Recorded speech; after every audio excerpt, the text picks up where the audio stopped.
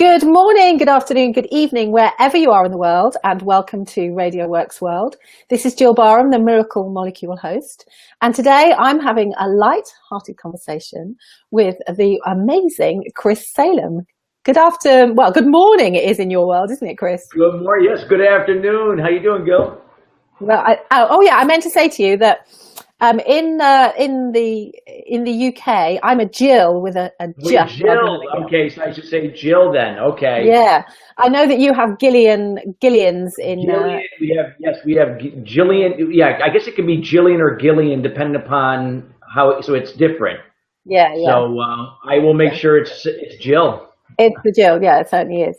Okay, so Chris, before we get going, the very first thing that we is just in case there's anybody on you, would you please share with us exactly, what your passion is and what your business is, what you really love to do in the world?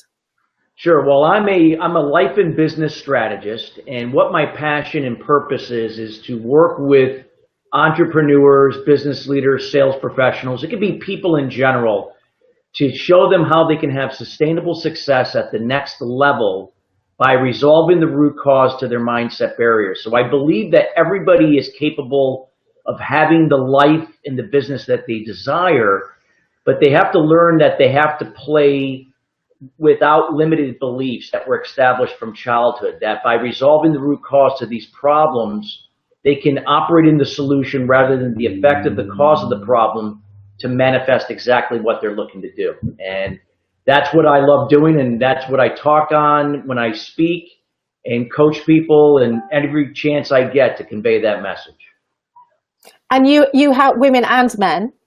Both women and men, correct. Do you work in the corporate? Do I work with what, Jill? I'm sorry? Do you work in the corporate world, or are you working with entrepreneurs? Oh, no, I work with both. So it depends on, if people have a desire to be successful and live that corporate life, and absolutely. So it doesn't matter if they're corporate or entrepreneurial. Great. Okay. All right. Thank you for sharing that. And we'll do a little bit more of that at the end of the call. But now we're going to get into our light-hearted conversation. And just to tell everybody that Chris has absolutely no idea what I'm going to ask him. Do you, Chris? I have no clue. I like it like that way. I like it like that. So we want it to be authentic. We want it to be straight from the hip. Absolutely. We want to see the real Chris. So one of the things that I wanted to do on these calls was to give people like you, people of significance, the opportunity to really show us a little bit about the Chris behind, and to just give a little bit of an insight and a window into what you love to do and what life has been like and is like for you. So I've got for you over the next half an hour or so. Are you ready? Yes. Okay, so this is my first question. Now, I'm going to paint a picture for you here first. So you are staying in a very nice hotel, Chris. It might be in Connecticut, because you're from Connecticut, aren't you? Or you live in Connecticut? Connecticut, about 1 hour from New York City, correct. Yeah, that's right. So it may be there, or it may be anywhere over the world, and it's a very lovely hotel. And you get into the elevator, as you call it. We call it a lift here. And you're going up to the top floor to the executive suite, and in walks one other person into the lift with you. You get between floors 6 and 7, and the lift breaks down. Just to say, in case you're a little bit acrophobic, you've got windows so you can see out, so you're not going to feel claustrophobic in here. Okay. What I would like to know is, of anybody in the world, dead or like to spend 2 or maybe 3 hours with, who would that person be that got into that lift? Who would you choose to spend 2 or 3 hours with, so that you could ask them all the questions that you've ever wanted them to ask? Who would you choose? Well, I've actually briefly met him once, and he's actually he's a UKer, and it would be Sir Richard Branson. And the reason being is, what I love about Richard is that he has been authentic from day one. And that is what I've built my life and my practice around, is being authentic and true to yourself. And here's an individual that, he's a maverick. He does what he does, not by somebody else's rules, on his terms. And you look at his life and what he does, how he merges his hobbies and passions and his businesses together and creates value, to the world, and it's all through his purpose and who he is. And I could just spend 2 or 3 hours just one after the other asking questions about how he does business, how he lives his life, and I could never get bored of it. I mean, so I had the privilege about 8 years ago meeting him briefly at a party in Houston that he had thrown. Actually, he put together, and he had the band INXS there from Australia. And yeah, and it was a pleasure. I wish I had more time with them, but yeah, 2 or 3 hours in that elevator would be great. It would be no interruptions whatsoever. So. All right. What's really interesting is that, because obviously I've looked at what you do, and I've heard you talking on the radio. I saw a radio interview with you, and one of the things about, I think, what we have in common, because I'm a women's lifestyle and wellness coach, and you're very much into the same sort of thing. We have very similar businesses. Is that at the end of the day, it's all about having fun and creating joy and having a nice. And I think one of the things that Branson does is he just seems to have the best time, doesn't he? He just really enjoys what he does. Yeah, he does. I mean, every time, you see him, he's not afraid to, display his private life, and get it out there. He is who he is, both in private and in the public eye. And that's what I appreciate about people, that they're not one way and the other, they lay it all out there. And that's really interesting, because the motivations for me doing this show is exactly that, is to be able to allow your potential clients or people that you already work with, or people that you could potentially work with, is to see that actually you're just the same. Chris Salem, businessman, is just the same as Chris Salem, because most of us nowadays want to be working with people of kind of face, no mask. And so this is a real big motivator for me. Okay, so now Mr. Branson was on his way to lunch, and so were you. So he's hungry. Okay, so I'm going to magic you up a lunch for Mr. Branson on a very nice, table with a lovely tablecloth and china and very lovely glassware. So if I was able to magic you and Mr. Branson up a lovely lunch, what food would you choose to share with him? Well, I mean, if we're knowing him, Nectar Island, he's on the water there, right? That's where he spends, some quality time when he wants to relax. So I would say some really, really good seafood. And it wouldn't matter if it was grouper or salmon, but something fresh and medium rare. Even if it was sushi style, I'd rather have it raw. And but anything, I would say anything with salmon and some good vegetables, some quinoa, something really healthy that is it's gonna taste good, but it's also good for you. And I'm a big believer in eating wild caught fish and organic meats and raw vegetables, fruits, and that type of thing. Anything that is minimally to requiring no processing whatsoever. Yeah, so, cool. Well, we're on the same page, clearly. And what would you drink? What would you have to drink? What's your typical? I mean, don't get me wrong. I love water, but I'm a big iced tea fan. So some iced green tea. Iced green tea. Okay, fabulous. Then I would like to take you back to the 18-year-old Chris. So what was the 18-year-old Chris doing? Where were you living? What were you doing? What was happening for you at 18? Well, when I was 18, I was in college. I started my first year of Arizona State University. And while, I was a happy-go-lucky guy, on the outside, I would say during that time, I was in good shape. I was, much bigger than I am now. I was 215, very muscular. But deep, really inside, I was spiritually, emotionally, and in a way, physically bankrupt. And it was because I didn't really know who I was. And at the time, I was battling the addiction of anger, and the anger produced behaviors and habits that were, that I was ashamed of. I engaged in things that would help medicate the anger that I felt, because at the time I didn't know where the anger came from. It wasn't until I went through this process about 12 years later that it was my father. My father was the root cause to my problems, and I was trying for all those years to do things that would get his attention. So I wasn't really serving who I was, or wasn't serving my true purpose, because I didn't know who I was at the time. So it was a confusing time. It was time, I had a lot of fun, don't get me wrong, and there were some good times at 18, but I was struggling, at that point in determining who I was, where I was going, what I was meant to do. And it took me about 12 years after that to really come full circle to resolve the root cause to my problems, to operate in the solution. And what were you actually studying there in Arizona? Well, at 18, I started, believe it or not, in geology. I don't know why I wanted to be a geologist, but Arizona State University had a fantastic program. But within 2 years from that, I migrated into business.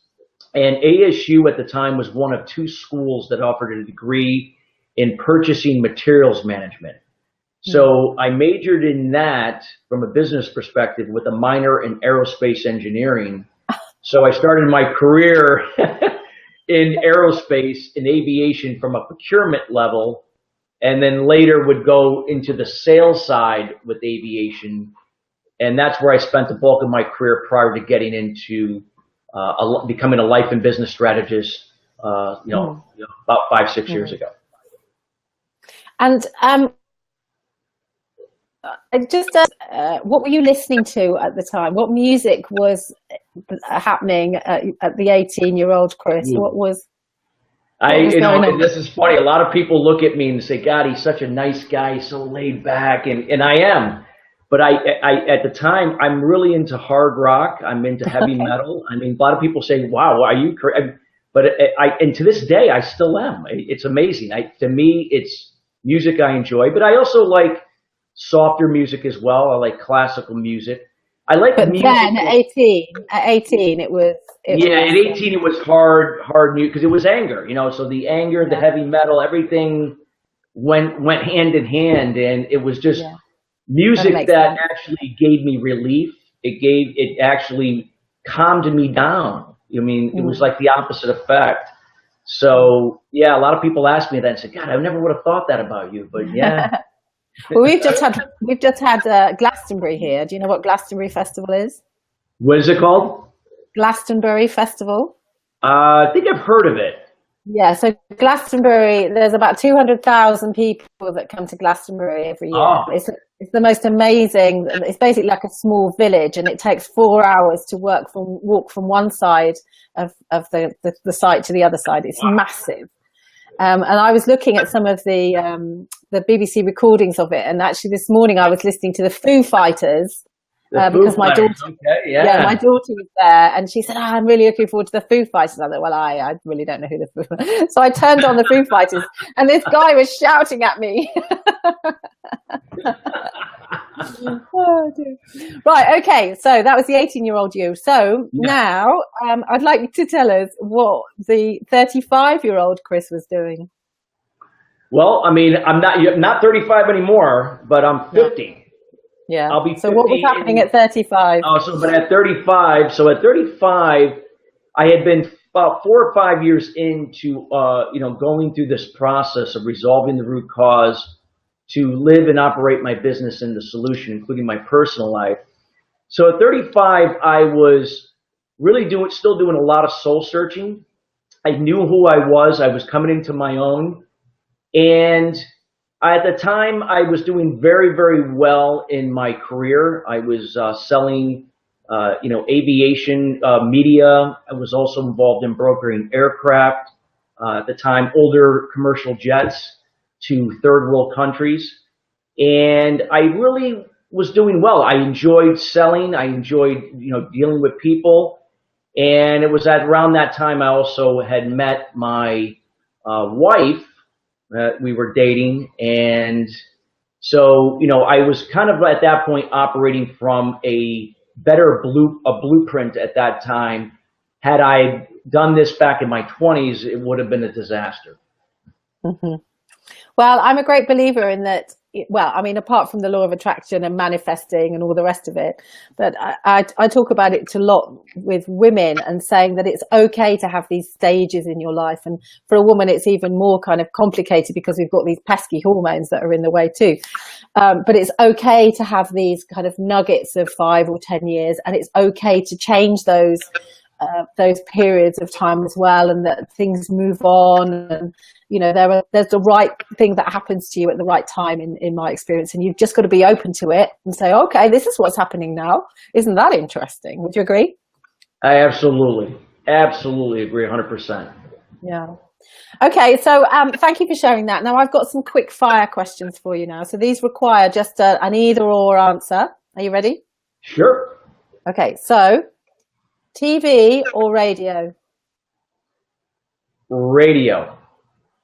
Fiction or non-fiction? Non-fiction. Are you the oldest, middle, or youngest child? Oldest. Mm-hmm. So, were you the class clown, the goody two-shoes, bit of a handful, or were you under the radar at school? Wow, I don't know if I classify for any of those. I was kind of like a blend of all of them in a way. I hung around with jocks, and then I hung around with people that got into trouble. And I could be, funny, but yet I wasn't the class clown. And sometimes I would fly under the radar, dependent upon, because I would, I was very moody. And then I would have my bouts of anger. And so it's like, I guess I was a blend of a lot of those. I wouldn't say that any particular one would fit me at that time. I think I was more, I would say, like a lone wolf, even though I had a lot of people and I had friends, but I always kind of operated with that lone wolf type of mentality at that time.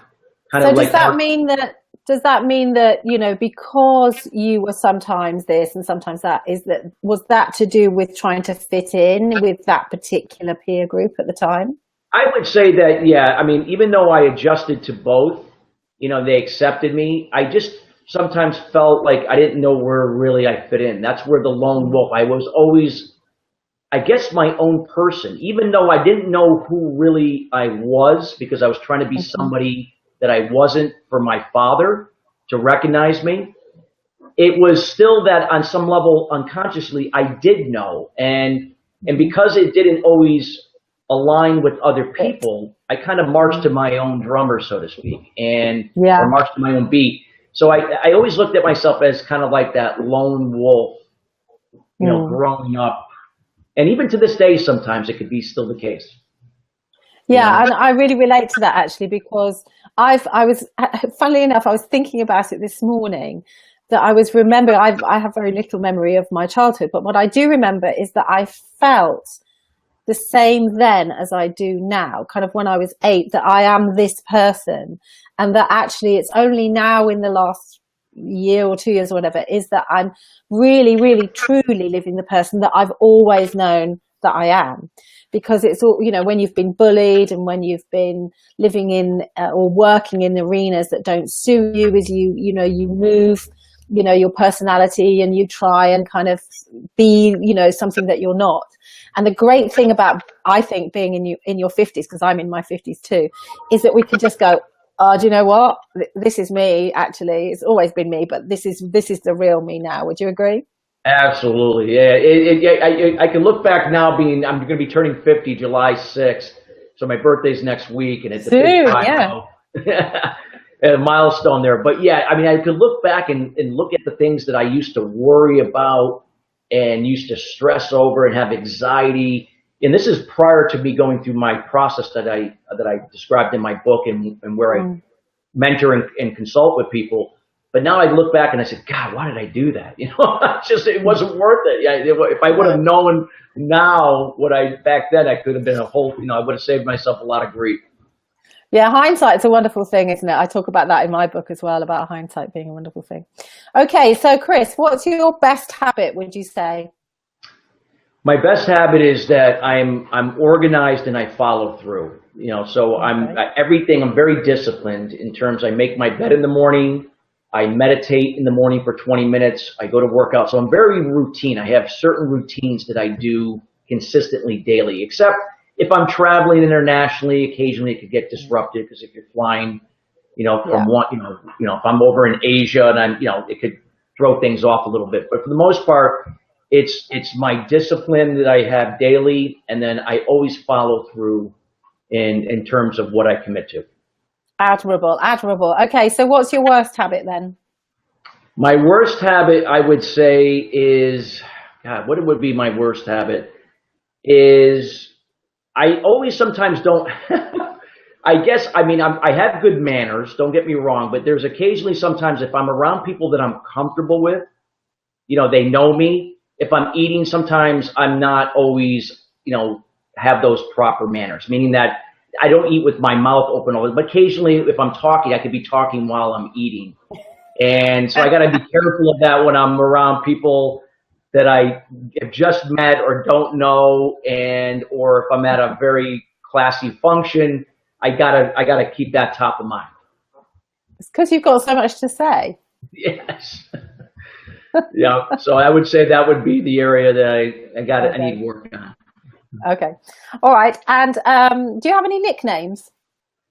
Nicknames, I don't have any particular. Well, I had one nickname back in my late 20s and my early 30s. They used to call me the Machine, and it's because I was so energetic, and when I worked, I could just produce. And people used to kid around, you're like a machine, like how you could just sustain and keep pumping this stuff out. And I would travel, so there was I had this unlimited energy, and people didn't know where it came from. Mm-hmm. And to this day, I still have a lot of energy for my age. But that was probably a nickname I had, but it didn't really stick. But I would say that would be one that I had for a short period of time. Okay, so to balance that, and I know that you said that you do to relax, because we know from a health perspective, because you and I are very interested in wellness, we know that actually being a machine is not clever all of the time. So what do you do to relax apart from your meditation? Well, what I like to do is I like to spend time in my yard. I love to landscape. I like to go for hikes, brisk walks through trails. I love to read. And those really bring me peace and quiet. So I do meditate daily. I mean, that's one thing that I do no matter what. But in conjunction to that, that's what I enjoy doing. And I love spending quality time with my son, who's 9 years old, going on 10. Oh, he's 9. I wouldn't say that's always peace and quiet, but yeah, it brings me a lot of joy. Okay, what's your son called? My son's name is CJ. CJ. Okay, CJ. All right. Now, you don't know this because you don't know me really, but I'm singing, so I studied singing and all the rest of it. So I've got a couple of music questions for you. So if I'm up on stage and I'm to drag you up on stage with me, what's going to be your karaoke song? My karaoke song? I don't know. I would say that a good Journey song would be good. Journey tends to get a lot of people, motivated. It's fun. So I wouldn't say any particular song, but anything from Journey would be good. Okay. Anything from Journey. All right. Is that shouty? What's that? Is that shouty? Yeah. No, it's not loud. They're like they were a melodic soft rock band from the 70s, 80s. They had a lot of hits. Yeah, they were from the San Francisco area. Steve Perry he's not in the band anymore, but he at the time they were a very popular band back in the late 70s, early mid 80s, around that time frame. Okay, cool. All right. They have good songs that would be good for karaoke. Yeah. They'll be good for karaoke. Okay, Karaoke, cool. absolutely. All right, I have another scenario for you now. You ready? So this time, I'd like to imagine that I'm going to send you off on holiday. So you're going away for a month. You're going to have a complete break. I'm going to organize all of the flights and all of your hotels. So you basically have no stress at all. So there's nothing for you to worry about. You're just going to show up. You're going to do the whole itinerary, and it's all going to be blissful. My question to you is, who would you take on that month's holiday that you could spend a whole month with without a cross word? Without speaking, you mean, or no, without a crossword, without any arguments, without just being, yeah. I'm gonna have to say my wife. Good. I know a lot of people say, wow, but my wife and I get along so well. We're two different people, but yet we're very interdependent with each other. We allow each other to be who we are, and I love being with her. And it's evident, which we were very open about it on Facebook. People know about us, our relationship, and I couldn't think of anybody else that I'd rather spend 1 month where I wouldn't need to have anything else, phones or any other distractions, to spend that quality time talking and just having fun. Brilliant. Okay, well, that question came from the fact that 2 years ago, I came to the States with my husband. We've been together for 35 years this year. And we were together literally for a whole month. We did 8 states, 3,300 miles. And apart from one day when he went off on a Harley Davidson in Utah, we were with each other for the whole time. And we didn't have one crossword. So, wonderful. Absolutely. Wonderful. Yeah, it is great. Yeah. Okay, so we're back to our music now, and alongside we're creating a book out of these conversations for anybody that would like to be included. And this book is going around the world in 80 days, all around the world. You know, the Jules Verne book, Around the World in 80 Days? Yeah. Well, This book is following the trail of there. It is coming to America as well. It's coming to San Francisco, all over the place with the book. And apart from the book, we're also creating a playlist, a song list, and everybody gets the opportunity to choose one song that goes onto the playlist. And so I'd like you to share with us one song that you would play that would make you feel light-hearted. Light-hearted. Oh, God. One particular song. Oh, boy. I can't think of any particular song that I could... What would you play in the car if you were driving in the car and you wanted to put a track on the car? What would you play? I mean, I would play. See, I do like soft music, but I would probably say I would play anything, that really. I love hard rock. I love heavy metal. Even to this day, I still do. So I would say I would say anything from Metallica to Iron Maiden. To a list goes on. I can list. Some people will be going, what Slayer. They'd be like, who are these bands? But I enjoy the energy. There's a time when I meditate, I'm very relaxed. I'm in a very peaceful wavelength in terms of energy. And then there are times when I get in the car, I like to have that energy, and it really makes me feel good.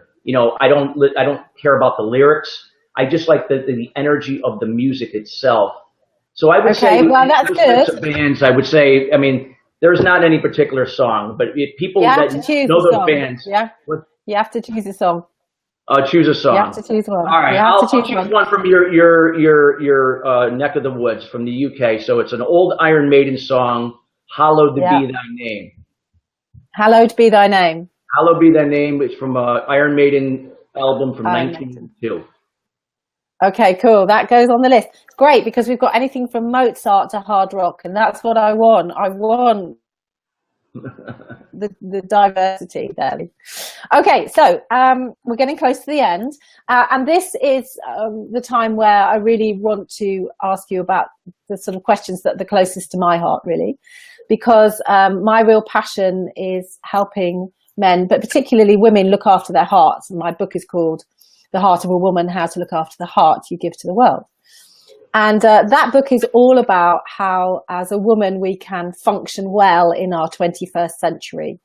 Because as you know, and I know you do very similar things to me, we have so much technology, so much stresses and strain. We have really very poor quality food. We're overfed but undernourished. We have rising obesity and heart disease rates. And my particular passion is the heart and also looking after the gut or the microbiome. So my question to you is, what do you do to look after your heart? So not only your physical heart, so what do you do from a health and wellness perspective for that, but also from a spiritual and emotional perspective? How do you look after that heart you give to the world? Well, I believe in, it's important to understand the 8 pillars of wellness. So the 8 pillars of wellness being social wellness, emotional wellness, physical wellness, financial wellness, intellectual wellness, occupational wellness, environmental wellness. I may have missed one in there, but any event, it's a matter of striving for excellence, not perfection, and keeping that in balance. And, the key to have a healthy heart is also to have a healthy mindset. And it's a key that you have to keep your emotional wellness in balance, because that's going to have a tremendous impact either positively or negatively on your physical health, on the physical heart.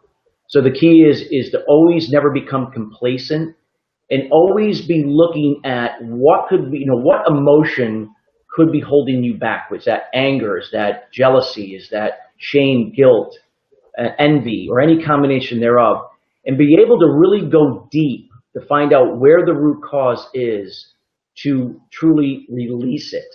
And by releasing it, you're able then to have a clearer state through meditation, through journaling, to adopt healthier habits, behaviors that are going to develop the right type of mindset that provides you that sustainability to have a healthy heart, both physically and also spiritually and emotionally. So that's what I like to do, is create that awareness that people need to look at the 8 pillars of wellness and look at what is not making them feel good or keeping them stuck somewhere in their life, because that could be having an impact on their heart, and it starts here. So that's what I would spread that word, create that awareness, and that's what I've been doing for almost 20 years. Perfect. And, I completely agree. I see so many people, the statistics for people having heart attacks that, can't get a parking space in a car park, because they've got, that kind of anger. If people really understood how those raw emotions affect the physical heart, and that's just one example of it. If we could get that message out to everybody, then I think you and I would be doing a great job, Chris. Yeah, if the whole world knew about it. Being in the moment, meditation, daily meditation, and journaling. Because when you meditate and then you journal right after, you're able to take whatever is coming to your mind after meditation and you write it down. You don't overthink it, you don't overanalyze it. But in time, you can look at this information from a third-party perspective. You're looking at yourself from a third-party perspective to see where changes can be made. But by being in the moment and learning how to be in the moment, stress and fear, which stem from the past, you'll reduce that. Anxiety is a result of the future projecting something that hasn't happened. You will offset that. And when you offset anxiety, you also will offset procrastination. And then that just creates a healthier balance for a healthier heart. Absolutely. Here. Okay. Thank you very much. So what I'd like to do now is give you the opportunity to tell us what's coming up for you. So what are you excited about? What's happening perhaps in the next month up till Christmas? What have you got planned? Well, right now, I continue to go out there and spread the message from my book, Master Your Inner Critic, Resolve the Root Cause, Create Prosperity. Went international bestseller on Amazon. It's also on Barnes & Noble. So the book came out in October of last year. So I've been doing a series of keynotes, some mini workshops around it. I'm collaborating with other speakers on their events to talk about mindfulness and living in the solution by resolving the root cause to those mindset barriers. So I'm involved with a lot of events next month. I have actually three next month in July, and then August I'll have 3, and then September, I'm going to be attending the Quilly Awards I wrote a chapter in Jack Canfield's book that's coming out in July. So I'll be out there for those awards in Hollywood in September. And then I'll be speaking on a cruise going to Cuba in November. So I'm pretty excited about that. Yeah. So yeah, I get to speak right off the shores of Cuba. Yeah, somebody suggested I should do that. So let me know how you get on. Because that was a really random thing. Somebody said, "Why don't you go and take your Heart Matters program on a cruise?" I'll send you some information on it. Yeah, I didn't even know there was such a thing that you could do that. There will be a bunch of speakers and authors and coaches. So it's going to be a great place to network, but also you can vacation on the cruise. So it's like a mastermind that you can write off. So it's a perfect situation. Okay, Chris. And finally, where can we find more about you? I've got your website address here, your main website address here. I know that you've got other website too, but is this the place that everybody can go to connect with you? Yeah, you can go to ChristopherSalem.com. That is my primary website. And also you could find me on Voice America on the Influencer channel. And you can find me there. I have a show called Sustainable Success. So you can find me there as well. And then I'm also a certified mindset trainer through Mindset Sciences. So you could go to mindsetsciences.com and it'll just give you some information about what they do. And it gives you a list of some of the different trainers, including myself, where we go into corporations and we teach people how to be mindful. We teach business leaders and business units how to be more open-minded so they can see better opportunities to be more productive, more efficient, produce more revenue. Cool. And you've got a Facebook page and you're on Twitter, presumably. What's your Twitter handle? My Twitter handle is, well, I will spell it out because it's called Wealth Team, but it's WHEALTH. So like health, but the W also signifies. Oh, okay. Well, health team. Okay. Yeah, well, so a W in front of the health team. Okay. Yes. The health team. Okay, well, thank you very much for sharing. Thank you for being very open and honest and authentic. I really enjoyed our light-hearted conversation. I hope you have too. Absolutely, Jill. Thank you for having me today. That's great. And I'm hoping that you'll want to be part of our project so that we can take you all around the world with us on our 80 days. Absolutely. And I'll be in contact with you and tell you how all that works. That'll be fabulous. Okay, so you have a great day. I know it's about 9 o'clock or 10 o'clock, 8:30 in the morning there now, isn't it? Almost quarter to 10 here. Okay. Yes, in the morning. Okay. You have a great day, and I will keep in touch, and I'll see you soon. Thank you so much. Have a good day. Bye. Bye.